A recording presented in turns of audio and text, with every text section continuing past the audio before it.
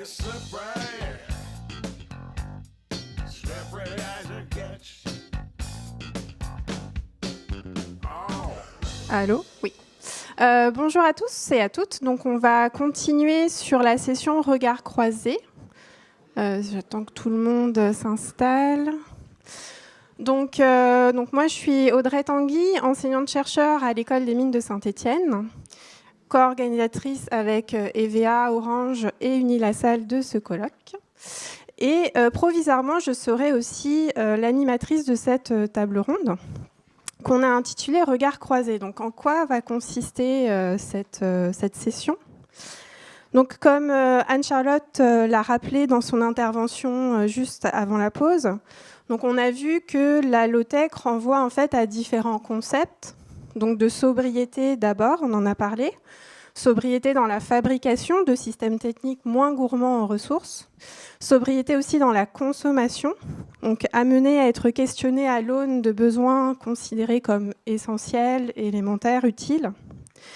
On a vu aussi que la low-tech appelle également à une démocratisation des techniques, à une certaine reconquête des savoir-faire par les usagers, donc à plus d'appropriation, de collaboration dans les usages. Donc en ce sens, les démarches low-tech, on le voit, vont bien au-delà de considérations purement techniques en termes de réduction de consommation des ressources. Et donc, dans ce cadre, on peut se demander plus largement comment les démarches low-tech interrogent un peu notre manière de faire société, que ce soit en matière de politique publique, on l'a un peu évoqué, de modèles économiques pour les entreprises, d'aménagement du territoire, d'instauration de nouvelles formes de gouvernance multi-acteurs. Aussi, comment elle redéfinit éventuellement nos besoins en recherche et la manière de conduire la recherche et de formation, pour ne citer que. Donc, ce que nous vous proposons dans cette prochaine session, c'est de vous faire une idée un peu plus précise de comment certains acteurs, donc, qui sont en charge de ces questions, qui y contribuent, s'approprient, réfléchissent et mettent en application finalement les principes de la low-tech. Donc ainsi, nous avons le plaisir d'accueillir 5 intervenants et intervenantes qui ont accepté de partager avec nous donc l'intégration de ce concept dans leurs activités. Donc comme cela ne vous aura pas échappé, donc on a intitulé cette session Regard croisé parce que nous tenions à que chaque catégorie d'acteurs, donc qui ont leurs propres objectifs, leurs propres contraintes aussi, puissent être représentés, qu'ils soient du secteur privé, du secteur public ou des représentants de la société civile. Donc, ainsi, nous accueillons Thibaut Faucon, qui représentera l'ADEME dans ces échanges, Élise Auters de CPM Industrie et Arnaud Créteau de Néolocaux pour la partie entreprise, Odile Soulard de l'Institut Paris Région, qui nous apportera une vision plutôt orientée collectivité, Tatiana Reyes des Arts et Métiers pour la partie recherche et formation, et enfin Quentin Mathéus du Low-Tech Lab pour la partie société civile. Donc très concrètement, cette session elle sera divisée en 2 temps. Un premier temps où chaque intervenant et intervenant donc, présentera son retour d'expérience d'environ 15 minutes. Donc ça nous occupera à peu près 1h15. Et puis dans un second temps, donc, on aura un temps d'échange d'une 30aine de minutes où on aura l'occasion de leur poser des questions justement sur leur vision et où vous aurez évidemment l'occasion de poser des questions. Donc je vous invite à bien préparer vos questions pendant les interventions. Voilà, donc sans plus attendre, je vais laisser la parole au premier intervenant, donc Thibaut Faucon, que j'invite à me rejoindre à l'estrade pour nous présenter sa vision des low-tech. Merci. Oui.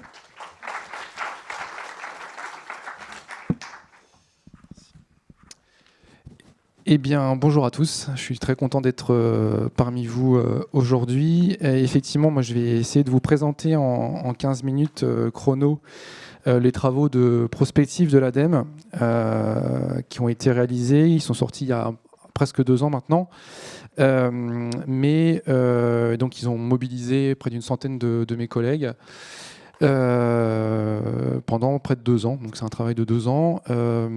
Et en fait, je voulais vous les présenter parce qu'ils ont le mérite, pour la première fois, de faire apparaître le mot low-tech. Et vous le verrez, sur les 4 scénarios, il y en a au moins 2 enfin c'est même, je suis sûr, 2 qui, vous le verrez, ont des caractéristiques très fortes qui renvoient fortement à ce qu'on peut rappeler à des démarches de low-tech ou de discernement technique, comme je le préfère les appeler. Donc ces travaux, en fait, ils poursuivaient deux objectifs. Le premier, c'était de chercher à illustrer le plus large champ des possibles en matière de trajectoire pour atteindre cette fameuse neutralité carbone, en proposant notamment des visions volontairement contrastées en termes concernant la dimension économique, l'évolution des modes de vie forcément, l'évolution aussi des modèles organisationnels, des modèles économiques, et puis aussi l'organisation l'aménagement des territoires. Voilà. Et puis le deuxième objectif, c'était bien évidemment de chercher à éclairer les décisions, notamment politiques, qu'on va devoir prendre dans les prochaines années. C'est un exercice qui avait vocation initialement à alimenter les débats dans la perspective de l'élection présidentielle. On aura au moins essayé. Voilà, et donc du coup, ces scénarios proposent 4 archétypes de scénarios. Donc j'insiste sur la dimension volontairement archétypale de ces scénarios, avec des visions, donc je le disais, très très contrastées. Et l'un des enjeux aussi de cet exercice, c'était de chercher à explorer, à caractériser aussi les diverses implications, les diverses contreparties, les conséquences de nos choix politiques, de nos choix organisationnels, technologiques, économiques, de ces 4 différents scénarios. Donc je vais commencer par vous proposer une sorte de mise en récit. Je pense que d'ailleurs le récit est un levier extrêmement important pour notamment les changements de paradigme, et je pense que c'est quelque chose qui est aussi extrêmement présent dans la philosophie low-tech. Je pense qu'on pourra y revenir tout à l'heure. En tout cas, le premier scénario qu'on a baptisé Génération frugale nous projette dans une société finalement qui va mettre l'accent sur parler de frugalité, mais on pourrait parler de sobriété, en partie choisie, mais aussi en partie contrainte par l'État, par un arsenal juridique, réglementaire, normatif, mais aussi en partie subie. Avec notamment une société qui va être en recherche constante de sens. Ça, c'est aussi un élément important des démarches low-tech, et une préférence pour le local, avec notamment une nature qui va se voir fortement sanctuarisée. Donc ça, bien évidemment, ça a des conséquences sur le plan alimentaire, sur le plan du logement, sur le plan de la mobilité. Sur le plan alimentaire, ça va forcément impacter notre régime alimentaire, avec notamment une division par 3 des protéines, de la consommation de protéines animales, une part du bio qui va atteindre grosso modo 70% du régime alimentaire. Nos logements aussi vont être aussi fortement impacté, avec cette idée de limitation de la construction neuve au profit finalement des projets de rénovation massive et rapide. On va privilégier notamment la transformation de logements vacants en des logements vacants, des logements sous-occupés aussi. Il y a des gisements assez importants en termes de logements sous-occupés aujourd'hui en France. Et puis de transformation des résidences secondaires en résidences principales. La mobilité va être aussi fortement impactée, avec près de 30% de kilomètres parcourus en moins, et puis la moitié des trajets qui vont être réalisés à pied ou à vélo, ce qui représente quand même un saut assez important par rapport à la situation d'aujourd'hui. Notre rapport à la technique va être considérablement impacté également. C'est ce qu'on appelle dans le scénario le règne du low-tech. En complémentarité, en bonne intelligence avec l'activation d'autres leviers plus classiques de l'économie circulaire, qui va de l'éco-conception jusqu'au recyclage, en passant par le réemploi, la réutilisation bien sûr. Donc ça va être une innovation qui se veut à la fois organisationnelle, mais aussi technique, avec un équilibre subtil entre les deux, et un système numérique qui va avoir son empreinte écologique très largement, fortement maîtrisée, avec notamment la stabilisation notamment des flux de données sur le net, et puis un numérique qui cherche à être véritablement au service de la collaboration, de la coopération, notamment à des échelons territoriaux. Sur le plan de la gouvernance, vous l'avez deviné, hein, on est sur plutôt des échelles de décision très locales, avec globalement une coopération internationale qui est plutôt en retrait, et des politiques de réglementation, d'interdiction, de rationnement, notamment via des systèmes de quotas qui vont accompagner justement l'ensemble de cette évolution de la société. Donc un rôle très important des territoires. Donc un rôle très important des territoires, notamment à la fois dans la gestion des ressources à mobiliser, mais aussi dans l'élaboration et la mise en œuvre des plans d'action. Et globalement, on va plutôt être dans une dynamique de démétropolisation en faveur donc des villes moyennes et des campagnes, des villages. Voilà. Et puis sur le plan macroéconomique, on va voir émerger de nouveaux indicateurs de prospérité, les écarts de revenus, la qualité de la vie de manière générale, donc l'accès aux soins, l'accès à la mobilité, l'accès à une énergie de qualité, l'accès à l'éducation, à la culture, à la nature aussi. Et puis, bien évidemment, le commerce international qui va être très fortement contracté. Et puis, sur le plan industriel ou des entreprises de manière plus générale, là, on va avoir aussi la sobriété qui va fortement impacter les modèles économiques, les entreprises, dans lesquels donc, les entreprises vont devoir adapter leur production au plus près des besoins. Et on a noté aussi des taux d'incorporation de matières premières recyclées de l'ordre de 70% pour les principaux flux structurants de l'économie comme l'acier, l'aluminium, le verre, le papier carton ou encore les plastiques.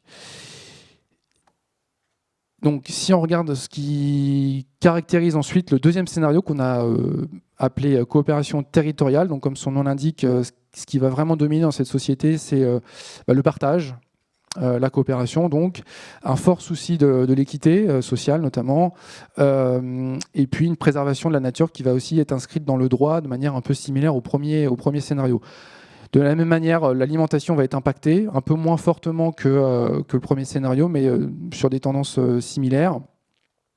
L'habitat aussi. La rénovation qui va primer sur la construction neuve, où là on va notamment déployer la cohabitation, notamment le partage donc des logements, et puis l'adaptation aussi de la taille des logements à celle des ménages, et notamment envisager l'élaboration de parcours de mobilité résidentielle adaptés à la taille des familles tout au long de la vie. La mobilité aussi va être fortement réduite, près de 20% de moins de kilomètres parcourus, et près de la moitié aussi des trajets qui vont être réalisés à pied ou à vélo. Sur le plan de notre rapport à la technique, au progrès technique, on est sur quelque chose de peut-être un peu plus consensuel, avec notamment des investissements massifs dans l'efficacité énergétique, le déploiement des énergies renouvelables et des infrastructures associées. Le numérique est aussi toujours au service, cette fois-ci, du développement territorial, aussi important, et aussi une consommation du système numérique qui reste très fortement maîtrisée. Sur le plan de la gouvernance, là, on va plutôt miser sur une gouvernance au niveau national, avec des coopérations européennes renforcées, et la fiscalité environnementale qui va être l'un des instruments phares de politique publique, avec un souci aussi de la redistribution de ce produit fiscal. Voilà. Et puis sur le plan territorial, c'est un peu la même dynamique que pour le premier scénario. On est vraiment dans une logique de reconquête démographique des villes moyennes et des zones rurales également, avec une coopération aussi, là aussi renforcée entre les territoires et une planification énergétique et foncière pilotée par les collectivités. Et sur le plan macroéconomique, là, c'est plutôt une réindustrialisation qui va se mettre en place pour certains secteurs clés, et toujours en lien avec les écosystèmes territoriaux, au service d'une croissance qu'on pourrait qualifier de plus qualitative, et un commerce international fortement régulé aussi.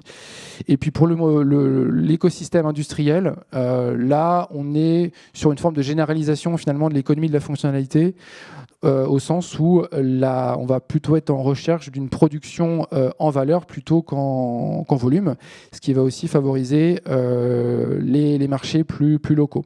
Et à noter aussi que c'est dans ce scénario que les taux d'incorporation de matières premières recyclées pour les flux stratégiques que j'évoquais tout à l'heure est le plus important. On atteint les 80% de flux recyclés, ce qui est quand même énorme. Et puis très rapidement, les deux autres scénarios par contraste. qui sont là pour le coup, on pourrait qualifier des scénarios anti-low-tech, on va dire. Donc le troisième scénario, peut-être juste noter que c'est le scénario qui se rapproche le plus du tournant dans lequel on est aujourd'hui, à plusieurs égards. Donc on est plutôt sur une innovation qui va miser davantage sur la technologie que la sobriété. Donc toujours au service d'une forme de consumérisme vert. Plutôt sur le plan du logement, on va plutôt favoriser la construction, enfin des cycles de déconstruction, reconstruction sur un modèle, le modèle haussmannien, donc à grande échelle. Et puis une rénovation, des niveaux de performance en termes de rénovation qui sont un peu en deçà des deux autres scénarios, puisqu'on atteint seulement 50% du parc de logement qui va être rénové à des niveaux BBC. La mobilité, pour la première fois dans l'ensemble de ces scénarios, qui va augmenter de plus de 10%. Voilà. Et puis notre rapport à la technique, là on va être dans quelque chose de beaucoup plus, encore plus consensuel que le deuxième, on va dire. On va privilégier donc des technologies les plus compétitives pour décarboner. Et là, le numérique va vraiment être au service de l'optimisation, notamment l'optimisation des procédés industriels, des procédés économiques de manière générale. Et puis sur le plan territorial, ça va être la métropolisation finalement qui va se poursuivre, avec notamment une mise en concurrence des territoires, la croissance verte sur le plan macroéconomique qui se poursuit avec une innovation poussée très largement par la technologie. Et puis une concurrence internationale et des échanges qui restent encore très fortement mondialisés. Et puis sur le plan industriel, on va davantage miser donc sur la décarbonation des vecteurs énergétiques et puis des taux de réincorporation un peu en dessous des deux premiers scénarios, autour de 60%. Et enfin, le scénario pari réparateur. Donc, c'est un des scénarios risqués, comme son nom le présuppose.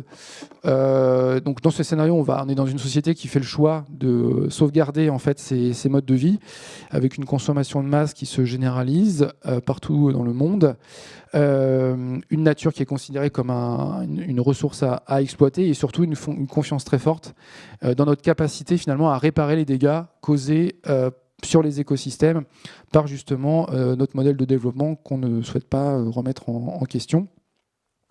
Donc là, pareil, il y a des déclinaisons sur le plan alimentaire, logement, sur la mobilité aussi, où là, c'est la poursuite de la recherche de la vitesse, du paradigme de la vitesse et l'accélération des kilomètres parcourus, des tonnes de marchandises qui parcourt le monde.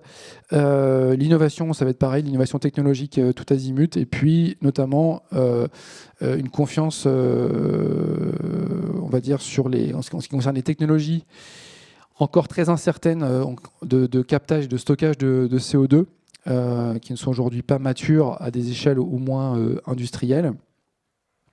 Et puis un système numérique, là pour le coup, qui se déploie très fortement et dont l'empreinte écologique n'est absolument plus maîtrisée.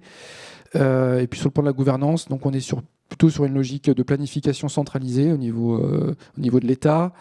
Voilà. Et puis sur le plan territorial, c'est la poursuite de l'étalement urbain, de l'agriculture intensive et une croissance économique qui reste très fortement carbonée, et justement puisqu'on va davantage miser du coup sur les technologies de capture et de stockage de CO2. Voilà, donc là vous avez un résumé. Je voulais rajouter cette petite diapo parce qu'elle résume assez bien en fait la philosophie générale de chacun des scénarios, avec, on l'a vu, la sobriété qui va être un levier très important pour les deux premiers scénarios. L'efficacité va être davantage activée pour le troisième et quatrième scénario. La décarbonation d'énergie va finalement être assez importante pour les trois premiers scénarios cette fois-ci. Et puis en termes de gouvernance, on l'a dit, c'est le local qui va primer sur les deux premiers, et des échelles de décision plus globales et nationales, notamment européennes au niveau S3, S4. Et puis l'impact. Là, c'est la philosophie générale. Dans les deux premiers scénarios, on est plutôt dans une philosophie d'évitement des impacts, tandis que dans les deux autres, on est dans une logique de réparation des impacts qu'on n'aura pas su éviter. On peut décliner ça aussi au secteur de la mobilité. Donc ça, c'est tiré directement des travaux d'Aurélien Bigot, qui a fait un super travail de thèse là-dessus. Il se trouve qu'il a fortement contribué aux travaux de l'ADEME, parce qu'il était embauché à l'époque pour contribuer au secteur de la mobilité. Et là, en fait, il a décliné ce qu'on appelle l'identité de Kaya, que vous connaissez probablement, et qui permet d'identifier les principaux, les macro-leviers de décarbonation de l'économie, qu'il a ici décliné pour le secteur de la mobilité. Et ce qu'on voit, c'est donc là, vous avez la demande de transport, donc qui renvoie à la question de l'organisation, notamment des territoriales de nos activités. Le report modal, donc vers notamment de la voiture vers les transports en commun, le vélo, la marche, les modes actifs, le taux de remplissage, c'est le covoiturage, voilà, l'efficacité énergétique, donc là c'est le progrès technique, les leviers technologiques, et aussi l'autre levier technologique, c'est le changement de vecteur, décarbonation des vecteurs énergétiques. On peut aussi décliner ça pour le transport de marchandises assez facilement également.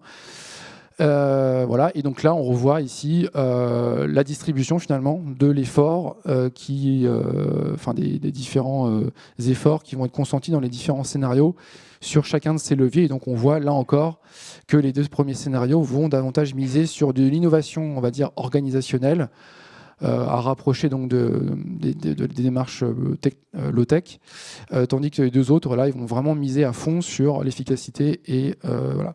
Et pour finir, donc, ces travaux ont été l'occasion de faire ressortir des grandes problématiques que l'ADEME met aujourd'hui au débat très largement, dans le débat public. C'est le positionnement du curseur de la sobriété, qui est une des caractéristiques fortes, un des piliers importants de la démarche low-tech. La place aussi des puits naturels versus des puits technologiques. Donc là aussi, le questionnement qui est au cœur des démarches low-tech, du discernement, enfin la place de la technologie aussi dans cette histoire.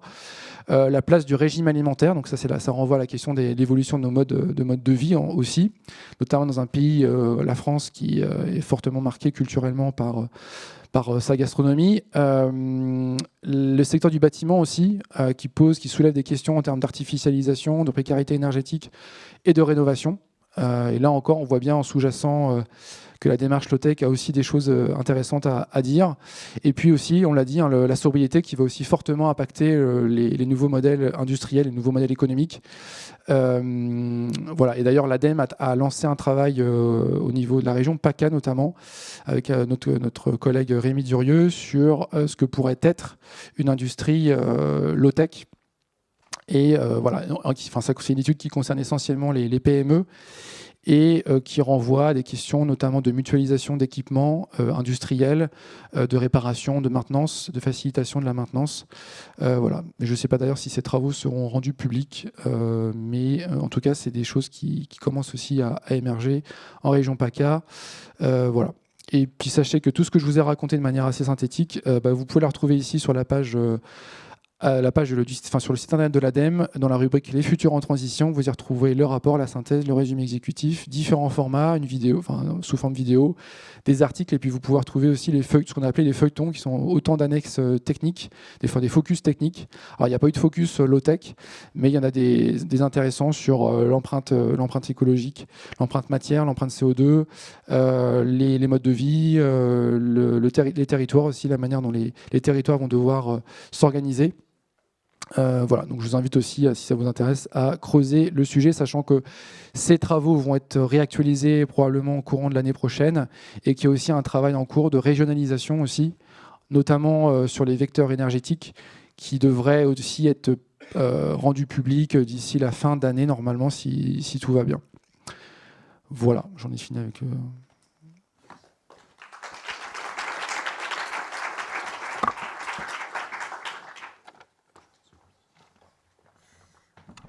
Merci beaucoup Thibaut. Donc, je suis sûre que ça soulève pas mal de questions, donc on aura l'occasion d'y retourner plus tard.